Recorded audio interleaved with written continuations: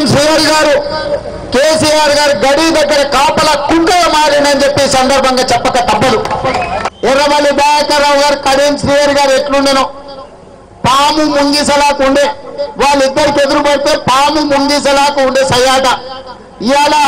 ఇక కొండా మురళి గారి గురించి చెప్పాల్సిన పనే లేదు.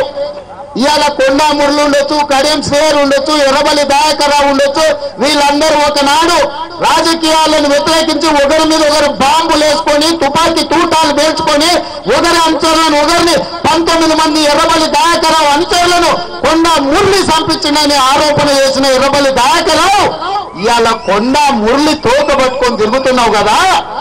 నువ్వు కడియం శ్రీహరి ఇద్దరు నాగుపాము చేరిపోతులాక సయ్యాటలు ఆడుకుంటారు కదా, ఇది న్యాయమా అని నేను అడుగుతున్నా.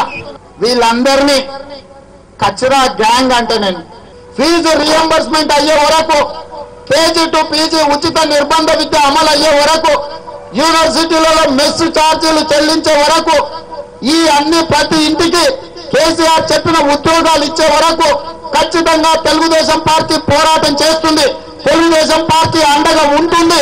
100% 11 యూనివర్సిటీలు తిరుగుతా ప్రభుత్వం అడ్డం వండుకున్న కల్వకుంట్ల చంద్రశేఖరరావు గారు, కడియం శ్రీహరి గారు ఎన్ని ఎత్తులు పెట్టినా ఎన్ని జిత్తులు పెట్టినా నువ్వు అడ్డం పడితే ఆగదన్న సంగతి ఇక్కడ ఒక్కసారి చూసుకొని తెలుసుకో. కడియం శ్రీహరి గారు తెలంగాణ చాలా వేగంగా ప్రమాదపు అంచులకు ప్రయాణం చేస్తున్నది.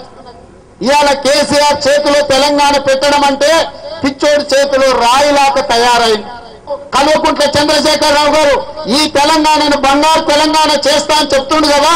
జయశంకర్ గారి విగ్రహం పెట్టినా, జయశంకర్ గారి పేరు మీద ఉన్న జయశంకర్ పార్కు పిచ్చి మొక్కలతో నిండిపోయిందంటే ఈ చేతగాని కల్వకుంట్ల చంద్రశేఖరరావు గారి నాయకత్వంలో బంగారు తెలంగాణ వస్తుందా? ఒక్కసారి ఆలోచన చేయండి.